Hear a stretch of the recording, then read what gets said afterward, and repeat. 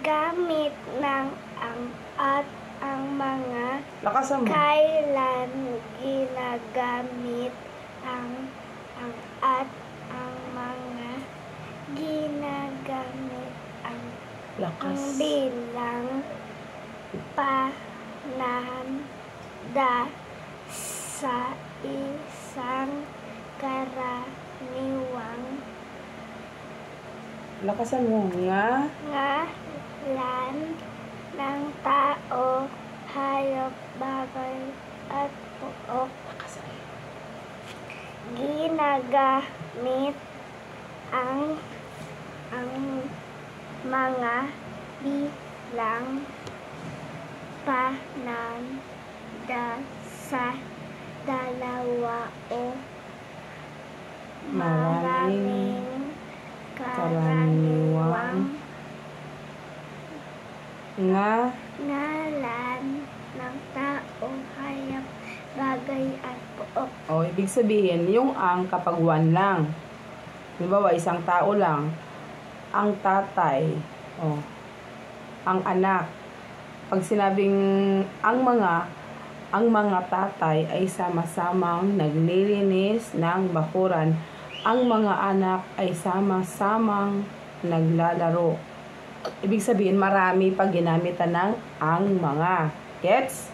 Saan ginagamit ang kapag ilan? Kapag isa. Kapag ang mga, kapag ilan? Two or more. Alam ko rin, pinag-aralan namin yan. Okay. Ang aking, basa. Ang aking pamilya. Okay, good. Lakasan mo para marinig Ito ko. yung daddy, Yes. mommy, baby, at kuya. Okay. Wala kong baby. Ikaw yung baby. Si ate. Si kuya. Dito, yung ate, kuya din. O, hindi ikaw yan. O, basa. Halina, halina. Okay, ikaw nga. Halina, halina. Dapat may buhay ang pagbasa mo. Halina, halina. Kilalanin ang aking pamilya. Tula pala yan eh. Si nanay, si tatay, tunay na uliran. Sina ate at kuya. Nagbabasa. Kasi ganun ang tula. O, ikaw go. Ito muna. Yung may hinga. Opo, halina. Halina, halina. Yan. Kilalanin. Kilalanin aking pamilya. Si nanay, si tatay. Lakasan mo. Tunay na uliran. Yan. Sila ate at kuya. Mabait at pagmahal. Ang bagal mo magbasa tsaka malihina. Siyempre, bata pa ako. No! Walang bata. Kailangan pag magbasa ka, louder. At ako si Bunso. Uy, tama. Ikaw nga si Bunso. Ako si Bunso? Oo. Pam? At ako? Opo. Babae at lalaki to. Oo, kasi ang kuya mo parehas lalaki. O, go. Go. At ako si Bunso. At ako si Bunso. Pampasayang. Pampasayang. Hindi ko kasi magbasa padigit eh. Pampasayang tunay. O, tuldok yun. Pampasayang tunay. Pampasayang tunay. Yan. At pag may what, kasi may tuldok, pababa. No, every word kapag may tuldok, pababa siya. Kapag tandang pananong or question mark pataas, saan ka nakatira?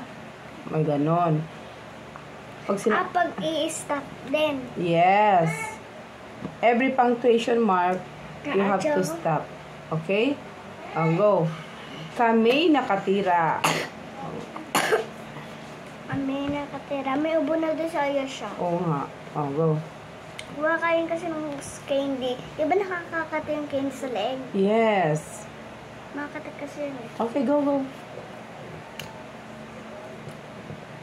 Saan tayo? Kami kami nakatira sa isang tahanan malinis, maayos.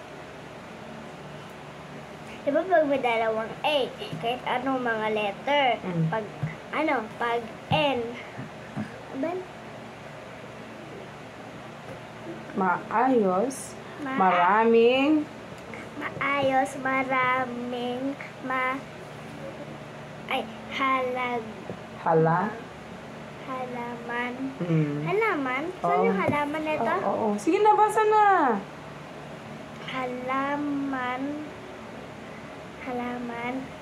May mga prutas na atis,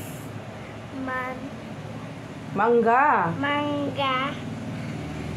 Ang dalawang Bilisan mo. mangga at papaya at may mga gulay na upo, sitaw Ang bagal. At okra. ganito yan, tula yan ha. Halina, halina, kilalanin aking pamilya. Si nanay, si tatay, tunay na uliran. Makinig! Sina ate at kuya, mabait at mapagmahal. At ako si bunso, pagpasayang tunay. Kami nakatira sa isang tahanan, malinis, maayos, maraming halaman. Ang mga prutas na atis, mangga at papaya, at mga gulay na upo, sitaw at okra. Tula kasi yan.